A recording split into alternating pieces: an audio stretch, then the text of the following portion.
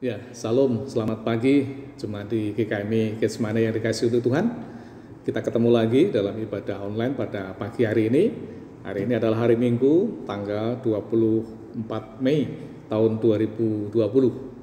Saudaraku, bulan Mei ini bulan yang luar biasa.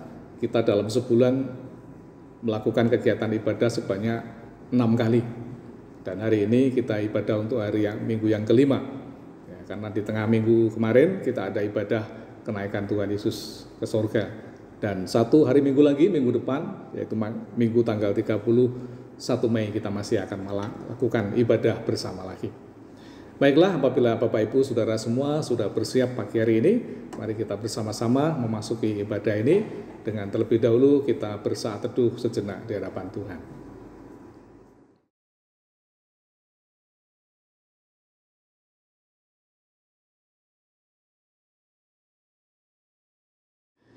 Salam saudaraku yang dikasihi Tuhan, mari kita bersiap pagi hari ini untuk memasuki hadirat Tuhan. Kita akan memulai ibadah kita dengan bersama-sama kita mengangkat sebuah pujian. Saat indah ku berhadapan denganmu. Kita nyanyikan pujian ini untuk mengawali ibadah kita pada pagi hari ini.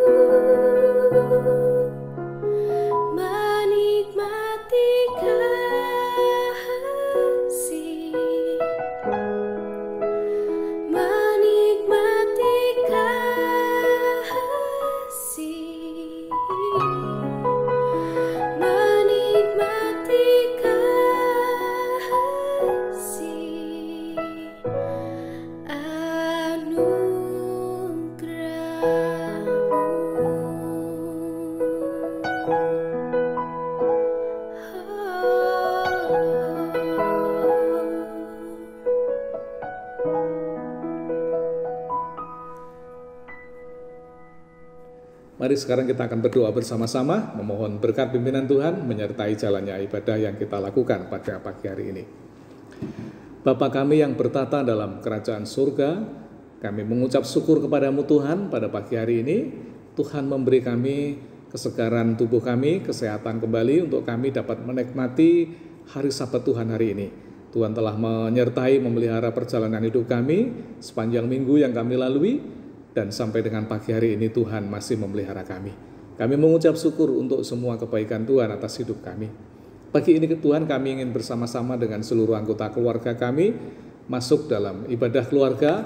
Kami mohon berkat dan pengurapan Tuhan turun atas kami, supaya kami dapat menikmati seluruh rangkaian liturgi ibadah yang kami lakukan pada pagi hari ini. Dari awal sampai akhir kami mohon berkat dan pengurapan Tuhan. Kuduskan ruangan rumah kami, terlebih kuduskanlah ruangan hati kami dan pikiran kami, supaya kami bisa fokus untuk dapat memuji, menyembah, dan memuliakan nama Tuhan. Kami mulai ibadah keluarga pada pagi hari ini dengan mohon berkat di dalam nama Tuhan Yesus Kristus. Amin. Baiklah Bapak Ibu yang dikasihi oleh Tuhan, saya berharap semuanya dalam keadaan sehat-sehat, ya, sehingga kita bisa bersuka cita untuk menikmati persekutuan ibadah keluarga kita pada pagi hari ini. Kita percaya bahwa Tuhan kita adalah Tuhan yang selalu baik, Tuhan yang tidak pernah mengabaikan kehidupan kita. Oleh karena itu mari kita puji Dia, kita muliakan Dia, karena Tuhan itu baik. Sebab Tuhan baik, mari kita nyanyikan bersama-sama.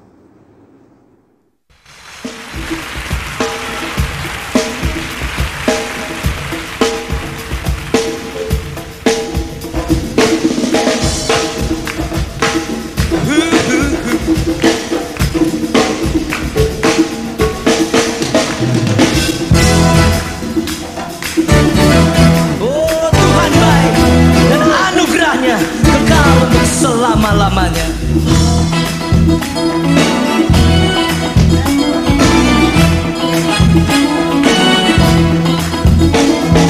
Masuk gerbangnya bersyukur dengan penuh pujian, bersuka di hadiratnya, nyanyi besarkan agung namanya. Pujian musik dan tarian, semua makhluk di bumi di surga dengan senang hati angkat pujian. Sebab Tuhan baik, sebab Tuhan baik, sebab Tuhan baik, anugerahnya kekal selamanya.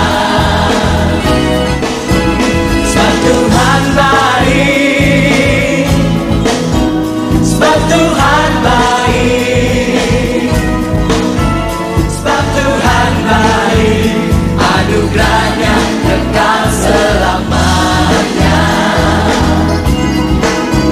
Sebab Tuhan baik, anugerahnya kekal selamanya. Haleluya.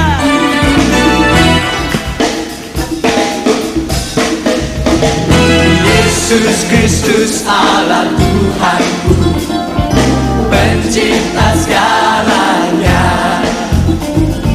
datang sujud datang sujud padanya, akan pujian.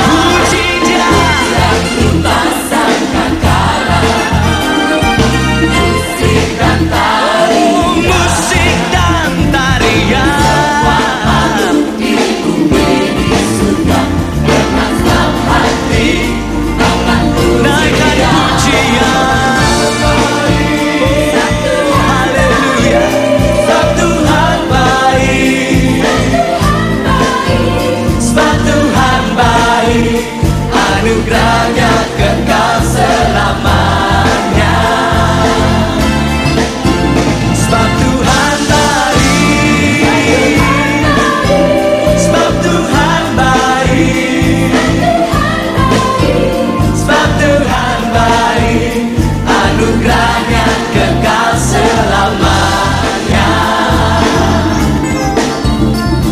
Tuhan baik, anugerahnya kekal selamanya. Sebab Tuhan baik, anugerahnya kekal selamanya.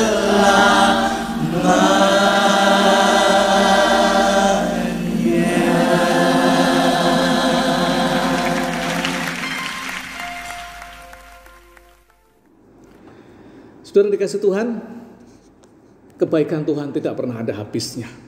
Ya. Kebaikan Tuhan selalu nyata dalam kehidupan kita.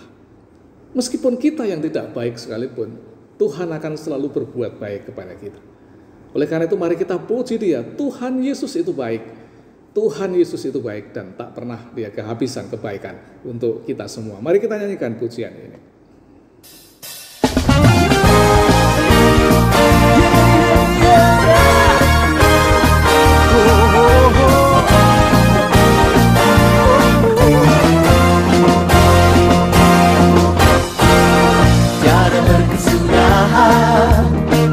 Kasih setiamu Tuhan, selalu baru rahmat-Mu bagiku. Hari berganti hari, tetap kulihat kasih-Mu, tak pernah berakhir di hidupku.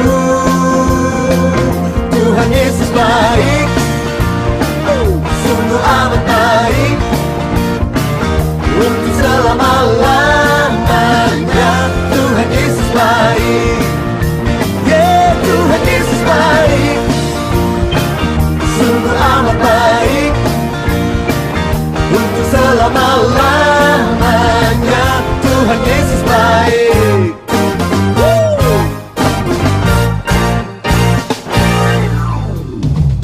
Tiada berkesudahan kasih setiamu Tuhan, selalu baru rahmat-Mu bagiku.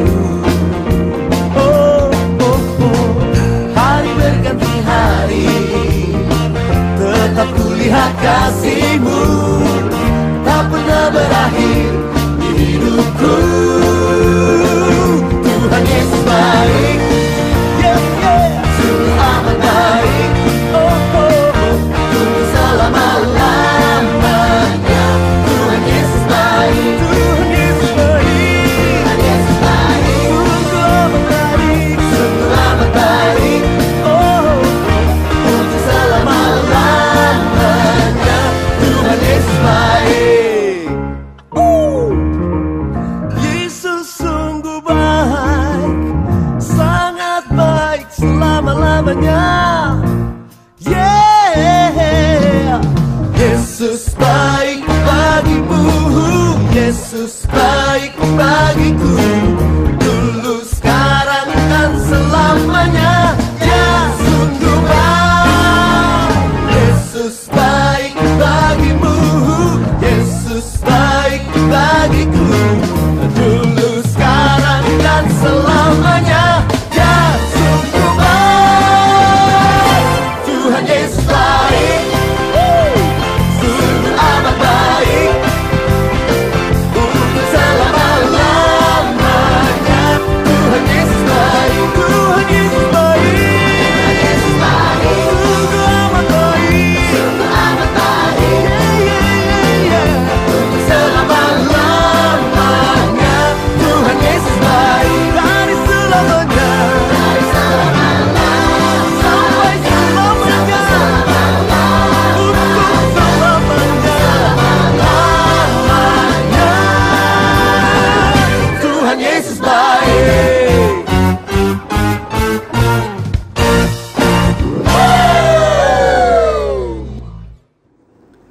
Saudaraku yang dikasihi oleh Tuhan, sekarang tiba waktunya, marilah kita akan bersama-sama menyiapkan hati kita agar firman Tuhan yang sebentar kita baca dan renungkan, sungguh-sungguh pesannya akan membangun iman kita, menguatkan kita, menghibur kita, dan mendorong kita untuk semakin lebih dekat kepadanya. Sebelum kita sambut firman Tuhan, mari kita nyanyikan sebuah pujian, sungguh indah Kau Tuhan.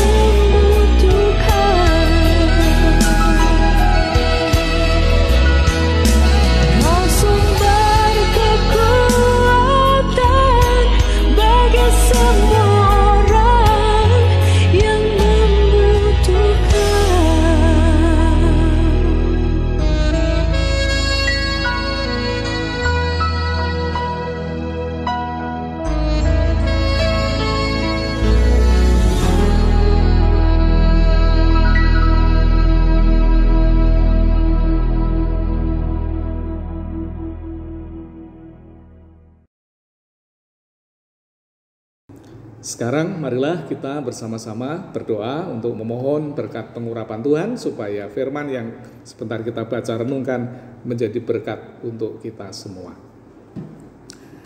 Bapa kami yang di surga, terima kasih ya Tuhan, tiba waktunya pagi hari ini kami akan membuka hati, pikiran, roh kami, supaya sebentar manakala firman Tuhan dibacakan dan direnungkan bersama-sama, kami beroleh berkat daripada kebenaran firman-Mu itu. Oleh karena itu Tuhan, kami ingin mengosongkan hati pikiran kami dan terbuka terhadap firman Tuhan yang akan dibaca dan direnungkan, supaya kami boleh mendengar, menghayati, mengerti apa yang menjadi maksud kebenaran firman Tuhan itu, dan kami dapat menjadikannya sebagai pedoman dalam kami hidup beriman kami di tengah-tengah dunia ini. Urapi hamba-Mu dan urapi seluruh sidang jemaat Tuhan yang dengan rendah hati mendengarkan firman Tuhan pada pagi ini. Waktu di mana firman-Mu akan dilayankan dari awal sampai akhir, kami mohon berkat dan pengurapan kuasa Tuhan. Di dalam nama Tuhan Yesus kami berdoa dan siap diberkati oleh firman Tuhan. Haleluya. Amin. Sidang jemaat dikasihi Tuhan, firman Tuhan pada pagi hari ini kita baca dari surat 2 Timotius pasal yang keempat, ayat 9 sampai yang ke-18. Sekali lagi, surat 2 Timotius pasal 4 ayat 9 sampai yang ke-18. Firman Tuhan berkata demikian. Pesan terakhir, berusahalah supaya segera datang kepadaku, karena Demas telah mencintai dunia ini dan meninggalkan aku. Ia telah berangkat ke Tesalonika, Kreskes telah pergi ke Galatia, dan Titus ke Dalmatia. Hanya Lukas yang tinggal dengan aku. Jemputlah Markus dan bawalah ia kemari, karena pelayanannya penting bagiku. Tikikus telah kukirim ke Efesus. Jika engkau kemari, bawa juga jubah yang kutinggalkan di Troas, di rumah Karpus, dan juga kitab-kitabku, terutama perkamen itu. Alexander, tukang tembaga itu, telah banyak berbuat kejahatan terhadap aku. Tuhan akan membalasnya menurut perbuatannya. Hendaklah engkau juga waspada terhadap dia, karena dia sangat menentang ajaran kita. Pada waktu pembelaanku yang pertama, tidak seorang pun yang membantu aku. Semuanya meninggalkan aku. Kiranya hal itu jangan ditanggungkan atas mereka. Tetapi Tuhan telah mendampingi aku dan menguatkan aku, supaya dengan perantaraanku Injil diberitakan dengan sepenuhnya dan semua orang bukan Yahudi mendengarkannya. Dengan demikian aku lepas dari mulut singa, dan Tuhan akan melepaskan aku dari setiap usaha yang jahat. Dia akan menyelamatkan aku, sehingga aku masuk ke dalam kerajaannya di sorga. Baginya lah kemuliaan selama-lamanya. Amin. Demikianlah pembacaan firman Tuhan. Diberkatilah setiap jemaat yang sungguh-sungguh merenungkan firman ini, menghayatinya, kemudian menyimpan dalam hati dan dijadikan pedoman dalam hidup iman kita sehari-hari. Amin. Saudaraku dikasih oleh Tuhan, firman Tuhan yang kita baca dari surat 2 Timotius pasal 4 ayat yang ke-9 sampai 18 ini kita renungkan di bawah tema Tuhan pendamping setia di kala duka lara. Kalimat ini saya rangkum dari ayat yang kita baca di dalam ayat firman Tuhan, ayat yang ke-17 maksud saya. Di sana dikatakan, tetapi Tuhan telah mendampingi aku dan menguatkan aku. Dari kata itulah saya menyimpulkan dalam tema ini, saudara-saudara. Nah, saudaraku yang dikasih oleh Tuhan, firman Tuhan ini luar biasa. Perikop ini berbicara tentang pesan terakhir dari seorang rasul Paulus kepada seorang hamba Tuhan muda yang bernama Timotius. Sehingga surat ini seperti sebuah surat wasiat yang ditulis dan disampaikan kepada generasi muda dan seterusnya. Ditulis oleh seseorang yang sudah siap untuk menghadap sang Khalik. Dan oleh karena itu pesan ini menjadi sangat penting dan perlu diindahkan oleh setiap orang yang membaca atau yang mendengarkannya. Apalagi Paulus memulai dengan sebuah nasihat terlebih dahulu. Kalau kita membaca ayat awal dari ayat 1 sampai ayat yang ke-8 di pasal 4 ini, di sana Paulus menyampaikan kepada Timotius supaya tetap siap sedia dalam menjalankan tugas pelayanan. Tetap semangat dalam menjalankan tugas pelayanan. Menurut saya ini sebuah pesan wasiat yang luar biasa. Kepada seorang senior yang sebentar lagi akan melepaskan jabatannya, ya, atau bahkan mungkin tidak berdaya dan tidak bisa melanjutkan pelayanan, dan menyampaikan pesan ini kepada juniornya supaya tetap semangat di dalam melayani pekerjaan Tuhan. Dan bahkan Paulus mengatakan, aku telah mengakhiri pertandingan yang baik dan aku telah mencapai garis akhir dan aku telah memelihara imanku. Sekali lagi saudaraku, bahwa surat ini ditulis oleh Paulus dari dalam penjara di kota Roma. Di saat dia menderita sendirian di tengah-tengah penjara itu. Betapa pedihnya dia menyampaikan surat yang isinya seperti ini. Ini sebuah keadaan yang sangat tidak menyenangkan. Dalam kesendirian, dalam kesepiannya, Paulus menyampaikan surat ini kepada Timotius. Dan seperti apa isinya? Mari kita gali lebih dalam supaya kita mendapatkan pemahaman yang lebih jelas. Yang pertama, bahwa Paulus merasa ditinggalkan oleh orang-orang yang selama ini ada di sekitarnya. Kalau kita perhatikan mulai dari ayat 10 itu dikatakan, karena Demas telah mencintai dunia dan meninggalkan aku. Ia telah berangkat ke Tesalonika. Kreskes telah pergi ke Galatia. Titus pergi ke Dalmatia. Teman-teman dekatnya meninggalkan dia dalam keadaan dia di penjara. Nah, saudara bisa dibayangkan betapa pedihnya situasi Paulus pada saat itu. Tidak ada orang yang bisa menghibur dia. Semua kecuali ada Lukas di situ. Semua yang lain teman-teman baiknya pergi begitu saja meninggalkan dia. Memang ada yang pergi untuk menunaikan tugas pelayanan. Tetapi banyak orang-orang yang selama ini mengagumi dia, selama orang-orang ini yang mendukung dia, telah pergi meninggalkan Paulus sendirian di dalam penjara di kota Roma. Saudara, kita tidak bisa membayangkan karena kita tidak pernah mengenyam suasana dalam penjara. Tetapi meskipun dalam penjara itu tampak berada dalam jeruji besi, dikurung sedemikian rupa, orang tidak benar-benar aman. Ya. Tentu Paulus juga mengalami kesulitan-kesulitan berhadapan dengan para nabi yang lain. Meskipun di situ ada sipir penjaga yang berjaga senantiasa, tetapi seorang nabi tidak luput dari ancaman kekerasan dari nabi yang lain. Dan itulah yang dihadapi oleh Paulus di dalam penjara itu. Dalam kesepiannya, dalam kesendiriannya, tidak ada yang bisa menolong dia. Tidak ada yang bisa mendampingi dia. Lalu kepada siapa dia harus berharap itu semua? Kepada siapa dia harus berlindung, bermohon, supaya ada orang yang bisa mendampingi dia? Saudaraku yang dikasihi oleh Tuhan, saya dulu pernah mendengar kesaksian dari seorang warga gereja yang mengalami kasus sehingga dia harus masuk ke dalam penjara. Ketika dia masuk di dalam penjara, dimasukkan di sebuah sel, dan di dalam situ udah ada beberapa orang. Dan sebagai pendatang baru, apa yang dia alami, saudara-saudara? Dia mengalami pemalakan yang luar biasa.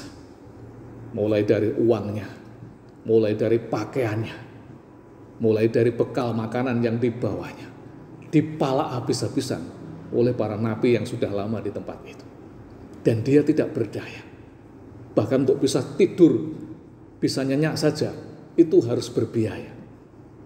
Karena kalau tidak, dia akan dibully, dia akan dikucilkan oleh teman-teman di dalam sel itu. Betapa mengerikan dan menderitanya orang seperti ini.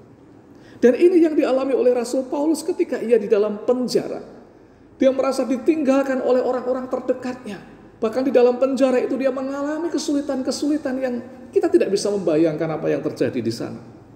Itulah derita, itulah pengalaman penderitaan yang dialami oleh Rasul Paulus dari dalam penjara itu.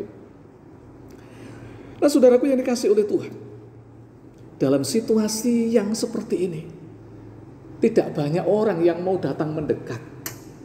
Ini berbeda ketika dulu Paulus masih bebas di luar, masih sehat, dia bisa memberitakan Injil kemana-mana, dia bisa mengadakan mukjizat di sana-sini. Di saat seperti itu ada banyak orang yang datang mengikuti dia. Di saat seperti itu ada banyak orang yang ingin mendukung dia, berkontribusi, mendonasikan uangnya, mendonasikan hartanya, supaya Paulus bisa melayani bersama-sama. Banyak orang yang ingin menumpang popularitas terhadap Paulus ketika Paulus masih bebas. Tetapi sekarang, ketika Paulus terpuruk di dalam penjara, semua pada lari meninggalkan dia. Semua pada pergi sendiri-sendiri dan tidak pernah memberi kabar tentang keadaannya terhadap Paulus. Saudaraku, begitu menyedihkan kehidupan di dunia ini. Bukankah kita juga sering menjumpai peristiwa serupa yang dialami oleh Paulus ini? Atau bahkan mungkin kita pernah mengalami hal yang serupa yang dialami oleh Paulus ini? Ketika kita sukses, banyak teman yang datang mendekat pada kita. Banyak orang yang bersahabat dengan kita. Ketika kita masih berjaya, banyak orang mendekat kepada kita, merasa menjadi teman baik kita. Tetapi di saat kita terpuruk dalam kegagalan, dalam kesulitan, dalam penderitaan, adakah di antara mereka yang datang mendekat kepada saudara, menyatakan sebagai sahabat, menyatakan bahwa dia care terhadap kita? Atau justru sebaliknya seperti yang dialami oleh Paulus ini, satu demi satu mereka meninggalkan kita. Di tengah-tengah keterpurukan kita, banyak orang yang pergi meninggalkan kita, bukan malah mendekat, memberikan dukungan. Dan inilah kenyataan yang terjadi dalam dunia ini, saudara-saudara. Sama seperti yang dialami oleh Paulus ini. Ketika dia jaya, banyak orang datang mendukung dan numpang popularitas terhadap dia. Tetapi di saat dia terpuruk dalam penjara, semua pada pergi meninggalkan dia. Dan tentu kita tidak harus merasa sendirian, saudara-saudara. Karena Tuhan Yesus pun juga mengalami hal yang sama. Lihat, ketika dia mulai ditangkap dan disalibkan, adakah muridnya yang datang mendekat mendampingi dia? Tidak ada. Semua pergi meninggalkan dia. Para murid yang dikasihinya pun pergi meninggalkan dia, seperti yang dialami oleh Paulus ini. Dan bahkan ketika Paulus dihakimi pun tidak ada seorang pun yang datang membela dia. Dia menghadapi itu semuanya sendirian. Dan oleh karena itu tidak ada orang yang bisa diandalkan. Dan puji Tuhan, Paulus hanya mengandalkan Tuhan. Paulus hanya datang berlutut menghadap hadirat Tuhan. Paulus hanya bermohon kepada Tuhan. Dan dia berkeyakinan bahwa Tuhan telah mendampingi aku dan menguatkan aku. Tuhan menjadi pendamping setia dikala saya menghadapi duka lara dalam kehidupan ini. Itulah prinsip yang Paulus yakini dalam kehidupannya. Ketika dia terpuruk sekalipun, dia masih punya sahabat yang setia mendampingi, yaitu Tuhan. Saudara, yang kedua yang kita renungkan dari perikop ini adalah bahwa Paulus memang menghadapi banyak penderitaan dalam pelayanannya. Kalau kita perhatikan di bacaan kita ini, mulai dari ayat yang ke-14 dan 15 di sana dikatakan, ada seorang yang bernama Alexander, tukang tembaga. Ia telah banyak berbuat kejahatan terhadap aku. Kiranya Tuhanlah yang membalaskannya menurut perbuatannya. Dalam pelayanan Paulus, dalam penderitaan Paulus di penjara itu, sebenarnya yang paling dikhawatirkan oleh Paulus bukan penderitaan fisik dia di dalam penjara. Bukan itu. Tetapi yang menjadi tekanan terberat oleh Paulus justru reaksi yang ditimbulkan oleh seseorang yang disebut sebagai Alexander ini di kota Roma. Kenapa? Karena Paulus telah mengabarkan Injil di kota Roma itu dan telah membuat banyak orang bertobat meninggalkan penyembahan berhala dan akhirnya menerima Tuhan Yesus menjadi juru selamat. Dan Alexander adalah seorang pengusaha ya, kerajinan berupa miniatur patung atau kuil sesembahan orang-orang kota Roma. Dan miniatur kuil itu dia jual begitu rupa dan hampir seluruh penduduk kota Roma di setiap rumah pasti memiliki itu. Karena mereka para penyembah-penyembah berhala. Dan ketika Paulus mengabarkan Injil kepada penduduk di kota Roma, ada banyak orang yang bertobat. Meninggalkan penyembahan berhala, membuang semua miniatur berhala-berhala itu. karena itu tidak berkenan di hadapan Tuhan.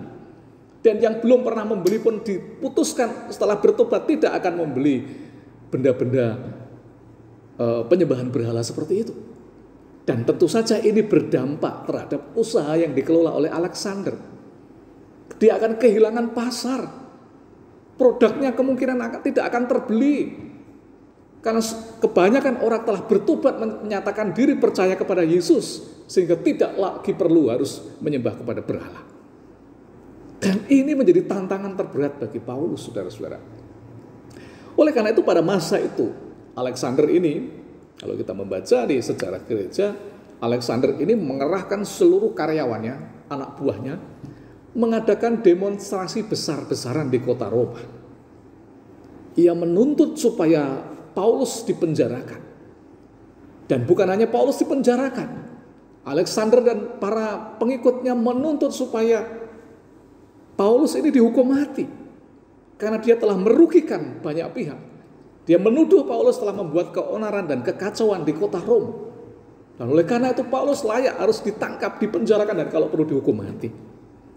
Inilah perbuatan Alexander yang dikhawatirkan oleh Rasul Paulus.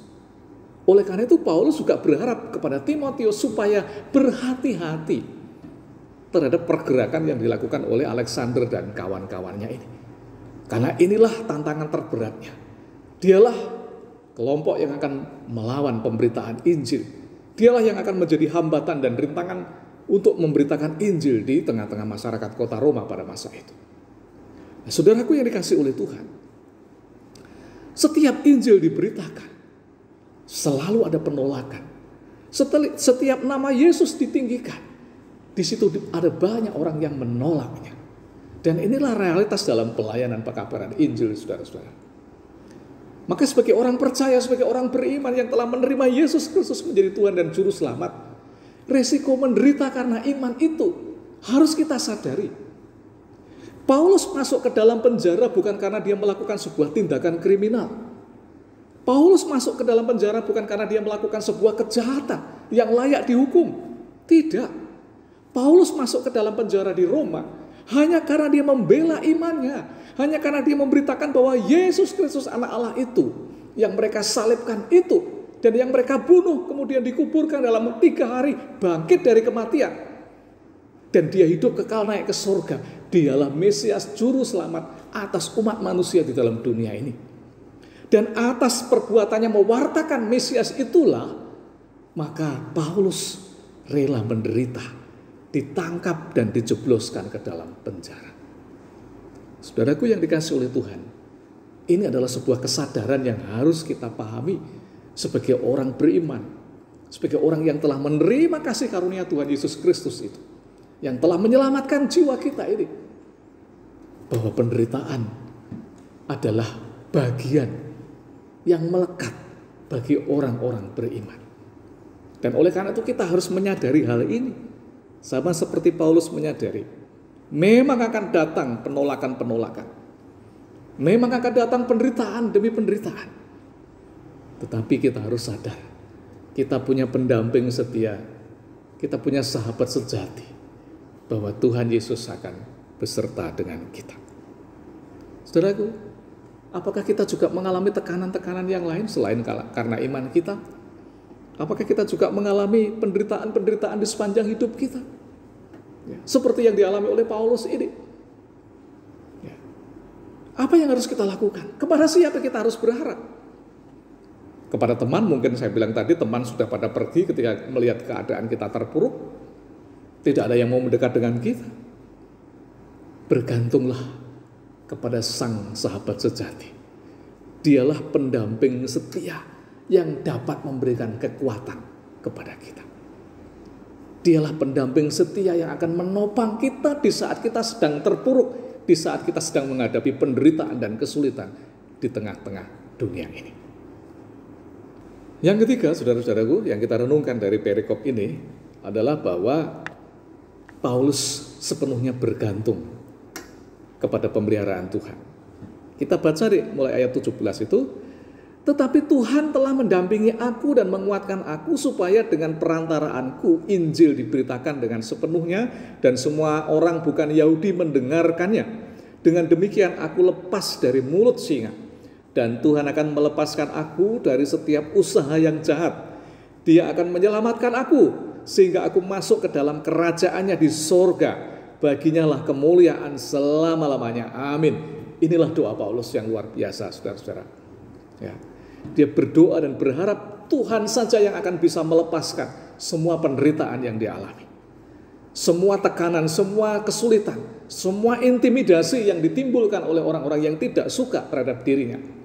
Dia serahkan itu semuanya kepada Tuhan. Dia meyakini bahwa Tuhan sanggup melepaskan. Kalau Tuhan menginginkan, Paulus lepas dari semua penderitaan itu. Tidak ada yang mustahil. Tuhan bisa melakukan dengan tangan otoritas kekuatan kuasanya untuk menolong, mengangkat, dan membebaskan Paulus dari semua derita itu. Dan kiranya keyakinan yang seperti ini juga ada di dalam kehidupan kita. Mungkin saja kita benar-benar terpuruk di situasi sekarang ini. Kita terpuruk mungkin dari segi ekonomi. Kita terpuruk dalam hal pekerjaan kita. Kita terpuruk juga dalam hal usaha kita. Dalam situasi pandemi corona yang seperti ini. Atau mungkin kita juga sedang terpuruk oleh karena penderitaan sakit kita. Marilah di saat seperti ini kita datang kepada sahabat kita yang benar-benar setia mendampingi kita. Apalagi kalau saudara yang di rumah sakit hari-hari seperti ini, sahabat dan keluarga pun tidak boleh membesuk datang ke ruang perawatan di kamar rumah sakit. Ya. Semua rumah sakit menolak perkunjungan dari orang yang ingin menyampaikan simpati dan perhatian, bahkan doa sekalipun. Di saat saudara sendirian di rumah sakit, di saat saudara berbaring, diranjang dalam kesepian, dalam keheningan itu, seolah-olah merasa tidak ada teman yang bisa datang menghibur Anda.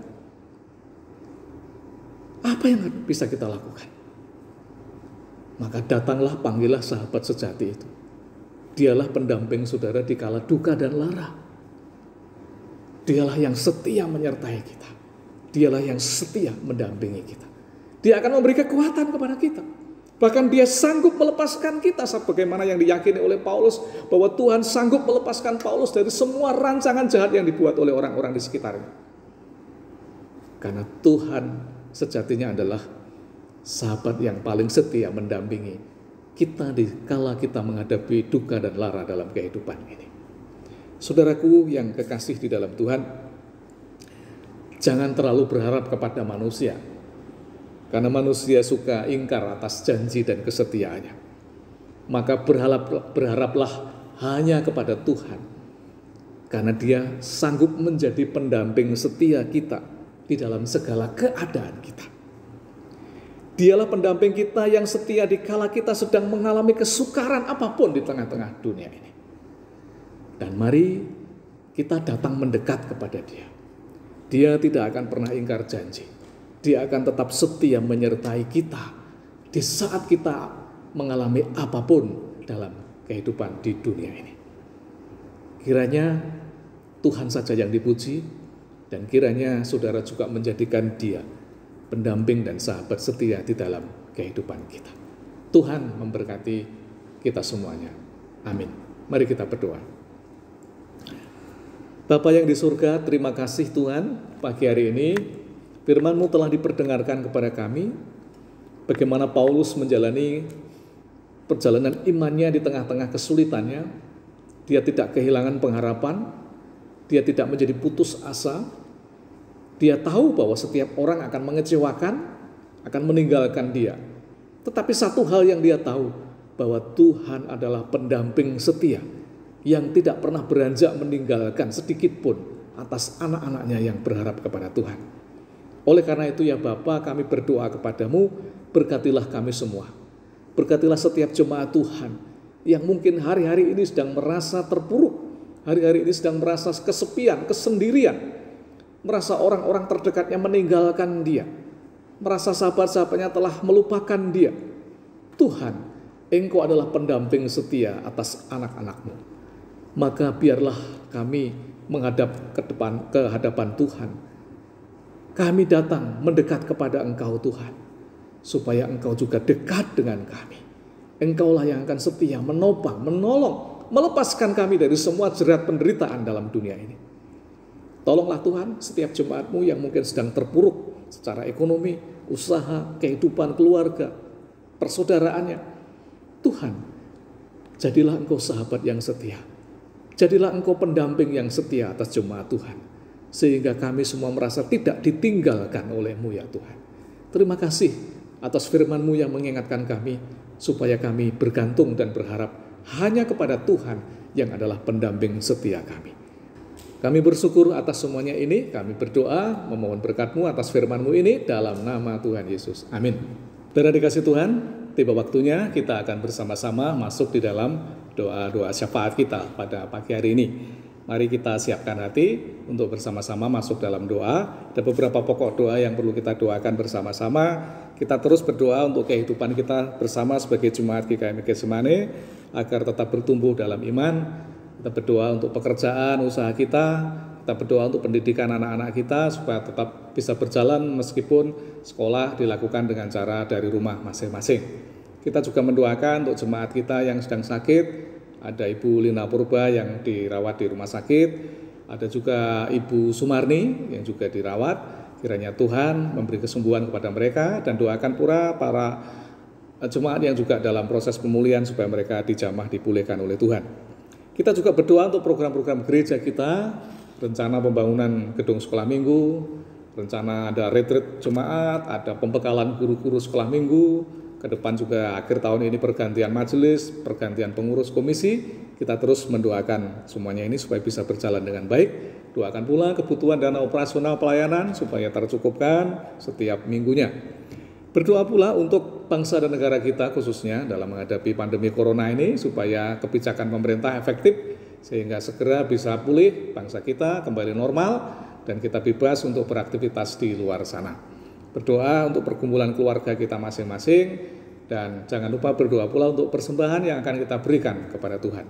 Saudara, sementara di layar HP Anda muncul pokok-pokok doa, saudara bisa pause ya di situ supaya ketika saudara berdoa, saudara masih bisa mengingat dan melihat pokok-pokok doa yang ada di sana. Berdoalah bersama seluruh keluarga Anda, libatkanlah seluruh anggota keluarga berdoa. Mumpung tidak dilihat oleh orang lain, belajar berdoa di keluarga sendiri itu lebih baik. Baiklah, sebelum kita masuk dalam doa syafaat, kita angkat satu pujian, Hatiku Percaya.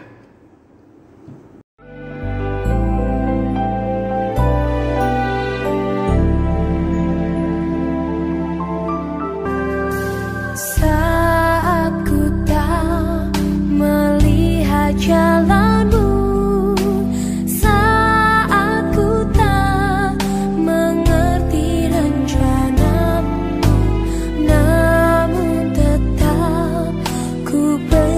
janjimu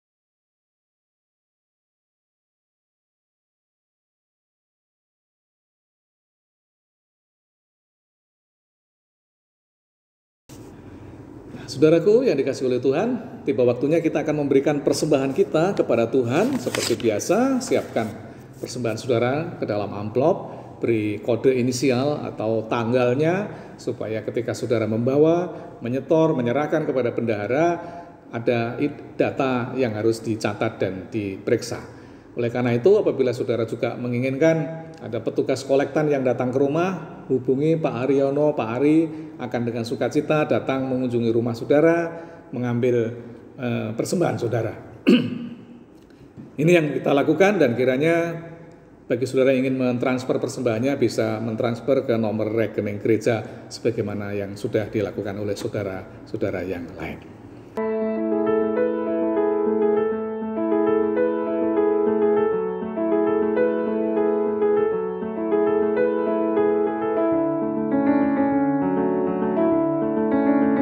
Akhirnya, saudara-saudaraku, sekarang kita tiba waktunya untuk mengakhiri ibadah ini. Dan mari kita bersama-sama sekali lagi berdoa mohon berkat Tuhan. Sebelum kita berdoa, kita angkat satu pujian. Hatiku tenang, berada dekatmu.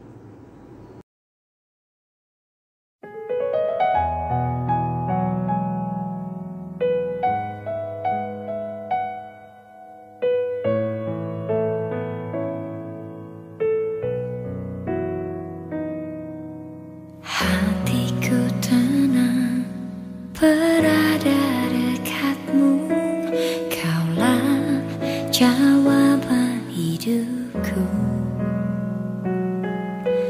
Hatiku tenang, berada dekatmu, kau yang pelihara hidupku.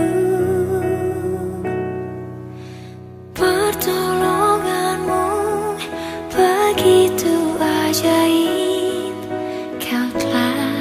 memikat hatiku. Di saat aku tak sanggup lagi, di situ tanganmu bekerja.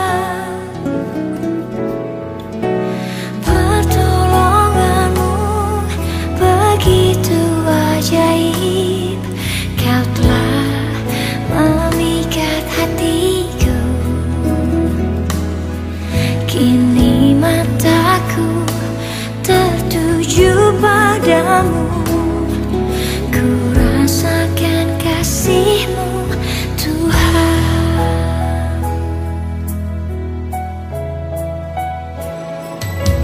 Hatiku tenang, berada dekatmu, kaulah jawaban hidupku. Hatiku tenang, berada dekatmu, kau yang pelihara hidupku. Pertolonganmu begitu ajaib, kau telah memikat hatiku. Di saat aku tak sanggup lagi, di situ tanganmu bekerja. Pertolonganmu begitu ajaib, kau telah memikat hatiku. Kini mataku tertuju padamu, ku rasakan kasih-Mu, Tuhan.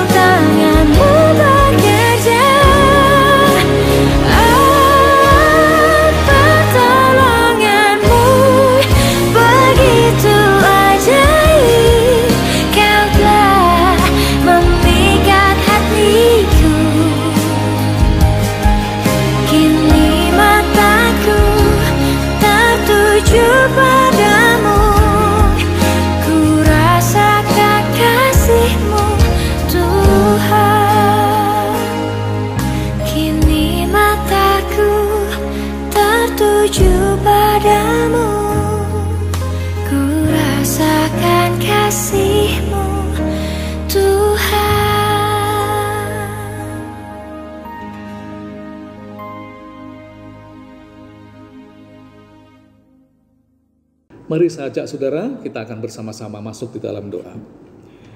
Tuhan Allah Bapa yang bertata di dalam kerajaan surga, kami mengucap syukur kepadamu Tuhan. Kami diberi kesempatan untuk datang beribadah kembali bersama saudara-saudara kami di masa raya Pentakosta ini. Kami berdoa kiranya kegairahan rohani tetap bertumbuh di dalam kehidupan jemaat GKMI Getsemani di masa-masa yang sulit karena pandemi corona ini ya Tuhan. Tetapi kiranya semangat Pentakosta yang Tuhan curahkan pasca kenaikan-Mu ke surga itu akan berdampak, membaharui iman kami, memberi semangat kami untuk terus bergumul dalam iman kami, hidup dalam ketekunan dan kesetiaan di hadapan Tuhan. Mari ya Roh Kudus, Engkau berkarya dalam setiap kehidupan jemaat GKMI Getsemani, supaya mereka tidak kehilangan arah, mereka tetap berfokus kepada Tuhan yang menjadi pendamping setia dalam kehidupannya. Kami berdoa kiranya Tuhan memberkati setiap usaha dan pekerjaan jemaat GKMI Getsemani. Buatlah apa yang mereka kerjakan, usahakan semuanya berhasil, sehingga mereka mendapatkan berkat dari hasil usaha mereka. Mereka yang sedang bergumul mencari pekerjaan, Tuhan buka jalan, supaya mereka segera bisa mendapatkan pekerjaan yang baru. Anak-anak kami yang sedang sekolah, yang bergumul dengan pendidikan, Tuhan beri semangat kepada mereka untuk tetap belajar, supaya mereka tetap bisa meraih masa depan mereka ya Tuhan. Terima kasih Tuhan, berkati setiap keluarga dengan damai sejahtera-Mu, supaya mereka tetap berbahagia dalam rumah tangga mereka. Berkati kesehatan mereka, berkati kebutuhan makan minum mereka, dan cukupkanlah semuanya itu karena Allah pemelihara yang setia atas kehidupan kami. Terima kasih Tuhan, terima kasih, sertai setiap aktivitas jemaat-Mu sepanjang minggu ke depan, kemanapun mereka pergi meninggalkan rumah mereka, Tuhan menjaga, melindungi, menyertai, dan menjauhkan dari penularan virus corona. Terima kasih Bapa. Akhirnya kami serahkan seluruh sidang jemaat Tuhan ini ke dalam pemeliharaan Tuhan. Berkati pula saudara-saudara kami, jemaat Tuhan, yang mungkin dalam minggu ini mereka berulang tahun. Berkatilah mereka supaya semakin bahagia, semakin bergairah dalam menjalani hidup tahun-tahun kehidupan mereka. Berkati pula mereka yang sedang berulang tahun pernikahannya, supaya dengan pengalaman setahun lagi, mereka semakin dewasa dalam menjalani kehidupannya. Terima kasih Tuhan, terima kasih. Akhirnya kami menyerahkan perjalanan hidup kami, keluarga kami, aktivitas, pekerjaan, pendidikan kami ke dalam berkat pemeliharaan Tuhan. Kami berdoa menyerahkan semuanya itu di dalam nama Tuhan kami, Yesus Kristus. Saudaraku yang dikasihi oleh Tuhan, akhirnya kita telah selesai dan sekarang bersiaplah, arahkanlah hatimu kepada Tuhan. Pandanglah Dia dengan iman dan terimalah berkat Tuhan. Tuhan memberkati engkau dan melindungi engkau. Tuhan menyinari engkau dengan wajah-Nya dan memberi engkau kasih karunia. Tuhan menghadapkan wajah-Nya kepadamu dan memberi engkau damai dan sejahtera dari sekarang sampai selama-lamanya. Amin. Mari kita nyanyikan kepada Allah beri puji.